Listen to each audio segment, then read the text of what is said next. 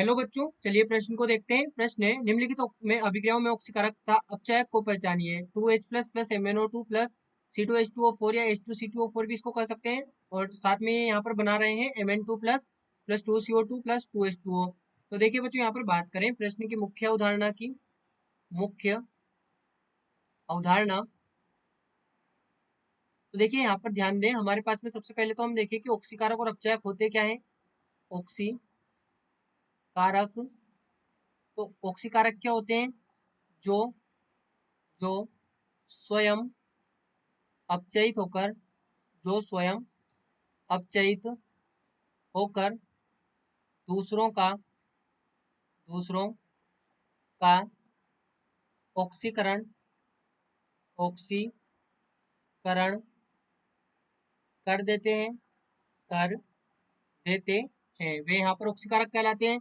वहीं पे यदि हम बात करें अपचायक की, अपचायक, तो अपचायक क्या होते हैं?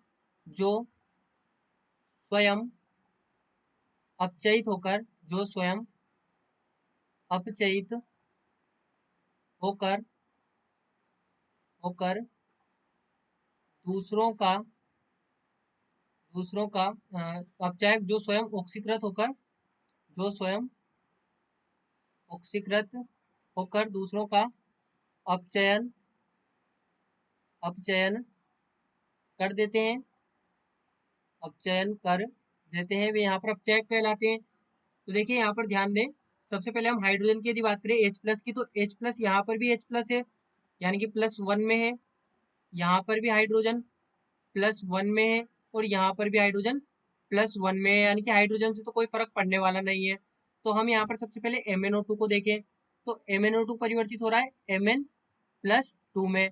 अब यदि ये Mn+2 में परिवर्तित हो रहा है तो इसका अर्थ क्या हुआ? यहाँ पर मैग्नीज कौन सी ऑक्सीकरण अवस्था में था? यदि यहाँ पर मैग्नीज की ऑक्सीकरण अवस्था निकालेंगे तो +4 आएगी। मैग्नीज की ऑक्सीकरण अवस्था यहाँ पर +4 आएगी। अब +4 ऑक्सीकरण अवस्था है, इसका अर्थ क्या हुआ कि इसने यहाँ पर 2 इलेक्ट्रॉन ग्रहण किए हैं, तभी ये Mn+2 में चला गया, यानी कि इसका यहाँ पर क्या हो गया? इसका यहाँ पर अपचयन हो गया। किसका अपचयन हुआ है? MnO4 का। MnO4 MnO4 यानी या फिर MnO2 यहाँ पर दिया गया है, तो MnO2 का अपचयन अपचयन हो रहा है। वहीं पर दूसरा देखिए H2C2O4 या C2H2O4 कुछ भी लिख सकते हैं। यहाँ पर हम लिखेंगे H2C2O4। तो H2C2O4 में क्या हुआ है? यहाँ पर यदि ध्यान दें तो जो कार्बन है, कार्बन की ऑक्सीकरण अवस्था में पता है यहाँ पर +3 आएगी। यहाँ पर हम निकाल भी सकते हैं, वो हमें निकालना आती है। तो यहाँ पर H2C2O4 किस में परिवर्तित हो रहा है? हाइड्रोजन तो +1 में ही है, तो H2O का तो कोई मतलब है नहीं है लिखने का। ये परिवर्तित हो रहा है CO2 में, या फिर 2CO2 यहाँ पर हम लिखेंगे। अब यहाँ पर जो CO2 है ये कौन सी ऑक्सीकरण अवस्था में? ये +4 ऑक्सीकरण अवस्था में, यानी कार्बन का क्या हो रहा है? कार्बन का यहाँ पर ऑक्सीकरण हो रहा है। तो यहाँ पर जो एक कार्बन है, एक कार्बन की +1 ऑक्सीकरण अवस्था बढ़ रही है, यानी कि 2 कार्बन है, तो 2 कार्बन ने यहाँ पर 2 इलेक्ट्रॉन का त्याग किया होगा।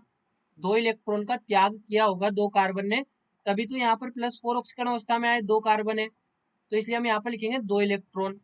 तो अब यहाँ पर क्या हुआ? इस वाली अभिक्रिया में जो H2C2O4 है, H2C2O4 का ऑक्सीकरण ऑक्सीकरण हो रहा है हो रहा है। तो यहाँ पर देखिए हमने क्या लिखा है कि जिसका ऑक्सीकरण होता है वो यहाँ पर जो स्वयं ऑक्सीकृत होकर दूसरों का अपचयन करता है वो क्या कहलाता है? अपचायक। तो यहाँ पर H2C2O4 का क्या हुआ है? ऑक्सीकरण हुआ है, यानी कि ये यहाँ पर इसने MnO2 का क्या किया है? अपचयन। तो ये यहाँ पर अपचायक कहलाएगा, अपचायक। वहीं पर जो MnO2 है, MnO2 का क्या हो रहा है? अपचयन हो रहा है, यानी कि ये क्या करेगा? ये ऑक्सीकरण कर देगा। और इसने किसका ऑक्सीकरण किया है? इसने H2C2O4 का ऑक्सीकरण किया है, तो ये यहाँ पर कहलाएगा ऑक्सीकारक। तो इस प्रकार से हमारे पास में MnO2 तो हो जाएगा ऑक्सीकारक और H2C2O4 हो जाएगा अपचायक। तो हमने यहाँ पर ऑक्सीकारक और अपचायक की पहचान कर ली। तो बच्चों आशा करते हैं आपको प्रश्न समझ आया होगा। धन्यवाद।